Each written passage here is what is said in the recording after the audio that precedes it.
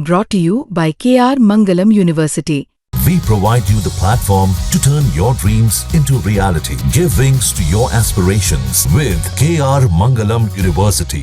इंदौर से मेघालय के शिलोंग में हनीमून मनाने गए राजा रघुवंशी और सोनम रघुवंशी के लिए मेघालय की जो वादियां हैं वो किसी डरावने सपने जैसी साबित हुई है, क्योंकि 23 मई को ये दोनों लापता हुए थे। 2 जून को राजा रघुवंशी की डेड बॉडी मिल गई थी, लेकिन अभी तक 2 हफ्ते बीत जाने के बाद भी सोनम रघुवंशी का कुछ पता नहीं चला है। इसी बीच एक रेनकोट बरामद हुआ है जांच के दौरान, जो सोनम रघुवंशी का बताया जा रहा है। एक दांव बरामद हुआ है जिससे राजा के ऊपर हमला किया गया है, और ये जो दांव है बिल्कुल नया है। और इन दोनों डॉट्स को कनेक्ट करते हैं, और जो वहाँ की ईस्ट काशी की डीएम थी जिन्होंने ये ऑर्डर पास किया था कि 8 मई से रात के 8 बजे जो है और सुबह 6 बजे तक नाइट कर्फ्यू रहेगा, क्योंकि बांग्लादेश से कुछ घुसपैठियाँ घुस आए हैं। अगर इन सभी डॉट्स को कनेक्ट करें तो ये सामने निकल कर आता है कि बांग्लादेश के जो घुसपैठिए उन्होंने राजा रघुवंशी और सोनम रघुवंशी पर हमला किया, और वे सोनम रघुवंशी को किडनैप कर अपने साथ ले गए और राजा को मौत के घाट उतार दिया है। क्योंकि जो वो दाव जिससे हमला किया गया था वो भी एक नया दाव था, और अगर कोई लोकल गैंग हमला करती राजा पे तो उनके इस बात हो सकता है कि पुराना दाव हो, क्योंकि ये बांग्लादेश से आए थे, नया दाव लेके आए थे। तो इन सारे डॉट्स को कनेक्ट करके ये सामने आ रहा है कि शायद हो सकता है कि बांग्लादेशी आए हो और जो है सोनम रघुवंशी को अपने साथ लगे हो और राजा को मार दिया हो। एक ऐसी कहानी पिछले साल सितंबर के महीने में आई थी, जहां पर जयपुर के नाहरगढ़ की पहाड़ियों में 2 भाई आशीष और राहुल ट्रैकिंग करने के लिए गए थे। 1 सितंबर को 2024 को ये दोनों ट्रैकिंग करने के लिए थे, और 2 सितंबर को छोटे भाई आशीष की डेड बॉडी मिल गई थी, बरामद हो गई थी। लेकिन 2 सितंबर से लेकर अभी तक जो बड़ा भाई है राहुल, उसकी डेड बॉडी कहाँ है, वो जिंदा है या फिर नहीं है, ऐसा कुछ सामने निकल कर आया। वो अभी भी गुमशुदगी का शिकार एक बना हुआ है, क्योंकि ये दोनों भाई आशीष और राहुल जो है अलग अलग ट्रैकिंग कर रहे थे, यानी पहाड़ी सेम थी लेकिन दिशा दोनों की अलग अलग थी। तो इसलिए सर्च ऑपरेशन काफ़ी लंबे समय तक चला, और इस पूरी कहानी में कैसे दोनों भाई गायब हुए हमारी इस रिपोर्ट में देखिए।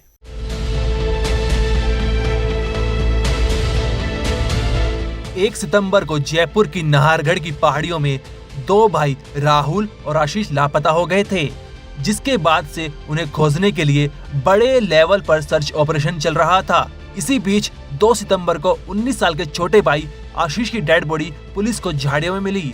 इसके बाद से पुलिस के सामने सवाल थे कि छोटे भाई आशीष की मौत कैसे हुई और 23 साल का बड़ा भाई राहुल कहाँ है। लेकिन अब इस केस ने एक नया मोड़ ले लिया है। पुलिस अभी आशीष की मौत को साधारण घटना और राहुल के केस को महज गुमशुदगी मानकर चल रही थी, लेकिन अब इसमें हत्या और किडनैपिंग का एंगल भी जुड़ गया है। साथ ही जांच में ये सामने आया है कि ट्रैकिंग पर जाने से पहली शाम यानी 31 अगस्त की शाम को बड़े भाई राहुल ने ट्रैकिंग का अचानक प्लान बनाया था। अब ये पुलिस के लिए बड़ा सवाल बना हुआ है, क्यों राहुल ने अचानक से ट्रैकिंग का प्लान बनाया। साथ ही इस केस में लव ट्रायंगल भी सामने आ रहा है। आज हम आपको इस वीडियो में पहाड़ियों में हुई एक भाई की मौत और दूसरे की गुमशुदगी के पीछे के वो रहस्य बताएंगे, जिन्हें सुन आपके पैरों तले जमीन खिसक जाएगी। 31 अगस्त की शाम को बड़े भाई राहुल ने अचानक ट्रैकिंग का प्लान बनाया, और 1 सितंबर की सुबह दोनों भाई नाहरगढ़ की पहाड़ियों में ट्रैकिंग के लिए रवाना हो गए। इसके बाद आशीष ने दोपहर को घर वालों को सूचना दी कि दोनों बिछड़ गए हैं और वापस आने का रास्ता नहीं मिल रहा है। इसके बाद पुलिस ने सिविल डिफेंस, SDRF, NDRF और तमाम दूसरी महकमों की टीमों को लेकर सर्च ऑपरेशन चलाया, और फिर 2 सितंबर को आशीष की डेड बॉडी मिली। लेकिन 10 दिन बीत जाने के बाद भी बड़े भाई राहुल का कुछ अता पता नहीं है, जिसके बाद ये सामने आ रहा है कि राहुल किडनैप हो चुका है और वो पहाड़ियों में नहीं है। हर बीतते दिन के साथ घर वालों का डर और गहरा रहा है, लेकिन राहुल के पिता का मानना है कि वो अभी जिंदा है। साथ ही उन्होंने बताया कि आशीष की किसी ने हत्या की है। मेरे को ऐसा विश्वास है कि राहुल अभी जिंदा है। राहुल लगता, यदि यहाँ कोई ले जाते नार वगैरह तो थोड़ा बहुत उसकी हड्डी वड्डी मिलते, कपड़े मिलते, मोबाइल मिलता, जूते मिलते, तो यहाँ कुछ भी उसका कोई मिला ही नहीं। तो इसका मतलब राहुल यहाँ पे नहीं है। आशीष की डेड बॉडी अगले दिन मिल गई, पूरी डेड बॉडी सुरक्षित थी। सुरक्षित, मोबाइल तक मिला, ऐनक तक मिली, उसके जूते मिले, सारे कपड़े ऐसे वैसे मिल गए आशीष का। तो जूते भी फेर के गया था, वो ऐनक तक नहीं गिरी, उसकी ऐनक भी लग रही है अभी यार। मोबाइल भी हाथ में है उसका। और जाने पता हो कितने ऊपर से गिरा हो, किसी उसको लेटाया है, उसका सारा सामान सुरक्षित मिला है आशीष का। पहले बात ये सामने आ रही थी कि शायद आशीष के गिरने से मौत हो गई होगी, क्योंकि पोस्टमार्टम रिपोर्ट पे बहुत कुछ संशय रख रही है। हाँ। क्या हो सकता है? क्या कोई आशीष की हत्या कर चुका है?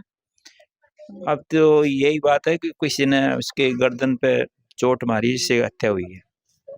उसके यहाँ गर्दन में चोट भी आ रही है पीछे से। कौन मार सकता है, क्योंकि साथ में 2 भाई थे। अब ये पता नहीं है, अनुमान लगा रहे हैं। अब क्या पता कोई और बैठा हो वहाँ, कोई 2 4 5 जने कोई बैठे हैं वहाँ।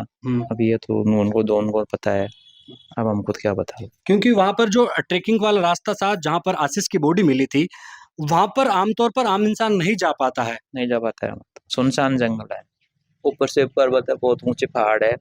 उसे ऊपर से भी उतरेगा तो कैसे उतरेगा इंसान। आप अनुमान नहीं लगा सकते हो कि आशीष यहाँ बॉडी कैसे आ गई।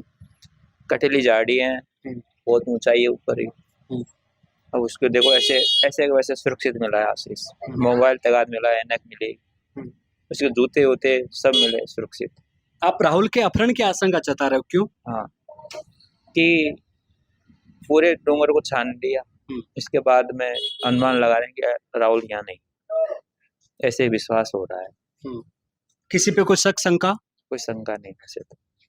कभी किसी तरह का कोई लड़ाई झगड़ा कोई है थे यहाँ से, दोनों ही भाई गए थे यहाँ से। मैंने बाहर से देखा था यहाँ से, देखो कौन कौन जा रहे हैं, मैं देख तो लूं, तो दोनों भाई यहाँ जाते देखे थे मेरे को। आपको पहाड़ से दिख रहे थे? हाँ, मैं यहाँ से देखा था। मैं दोनों भाई जा रहे साथ साथ, पानी की बोतल लेके गए और थोड़ा चुग्गा डालने के लिए गए, और मम्मी से 50 रुपए लेके गए बस। आपकी किसी से दुश्मनी? कोई दुश्मनी नहीं, मैं इतना काम ही नहीं है हमको गाँव जाने का। शाम का आया, धंधा किया, सुबह उठे, नहाए धोए, चल दिए, शाम को फिर आ गए, बस यही काम है हमारा। दूसरे घर जाते नहीं है। कोई ऑफिस में किसी प्रकार से कोई अनुमान? ऑफिस में कोई प्रकार का होता तो बोलता, मेरे हमसे तो बोली नहीं, और कोई खिया सुनी होगी तो पता नहीं।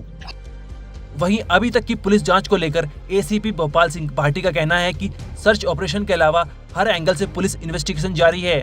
साथ ही कॉल डिटेल में कुछ संदिग्ध नंबर मिले हैं, वो जांच का विषय है। इसके अलावा आस पड़ोस के लोगों से हुई पूछताछ में भी कई नई चीजें सामने निकल कर आ रही हैं। लेकिन जब तक राहुल नहीं मिल जाता तब तक कुछ कह नहीं सकते। राहुल के अपहरण और हत्या के एंगल से भी पुलिस जांच में जुटी है। हालांकि पुलिस ने अपनी जांच में लव ट्रायंगल को नकार दिया है, लेकिन फिर भी एक जांच का विषय है। इसके अलावा आशीष की मौत और राहुल के अपहरण के पीछे पुलिस का शक किसी परिचित पर ही है। घर वालों ने इस केस में पुलिस की बरती गई ढिलाई के प्रति राजस्थान हाईकोर्ट में याचिका दायर की है। राहुल और आशीष के परिजनों ने एक हैबियस कॉर्पस बंदी प्रत्यक्षीकरण याचिका माननीय उच्च न्यायालय के समक्ष दायर की है। ये दोनों युवक लापता हुए थे जयपुर राजधानी के नारगढ़ क्षेत्र से। उसमें से एक युवक की लाश बरामद हुई और दूसरा युवक अभी तक लापता है। परिजनों को ये आशंका है कि टाइम रहते हुए, समय रहते पुलिस के द्वारा वहां पे जो ढिलाई बरती गई, उदासीनता बरती गई, उसकी वजह से टाइमली सर्च नहीं किया गया। उसकी वजह से एक का मर्डर हो गया है और एक अभी तक भी लापता है।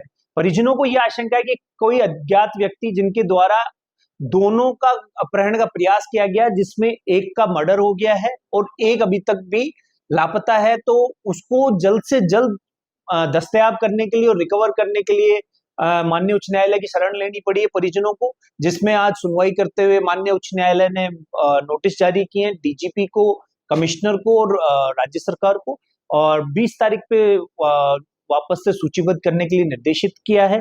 तब तक प्रोग्रेस रिपोर्ट सहित कॉल किया गया। इस केस में 10 दिन बीत जाने के बाद भी पुलिस को कुछ हाथ नहीं लगा है। इस केस में पुलिस के सामने ये सवाल हैं। पहला, आशीष की मौत पहाड़ियों में गिरने से हुई है या फिर हत्या, और हत्या हुई तो फिर किसने की है। दूसरा, बड़े भाई राहुल का अभी तक क्यों कुछ नहीं पता चला, क्या उसका अपहरण हुआ है। तीसरा, अगर राहुल का अपहरण हुआ है तो फिर क्यों अभी तक घर वालों के पास किडनैपर का फिरौती के लिए फोन नहीं आया है। चौथा और सबसे अहम सवाल, इस वारदात के पीछे कौन असली मास्टरमाइंड है और पुलिस को उसके बारे में क्यों अभी तक कोई सुराग नहीं मिला।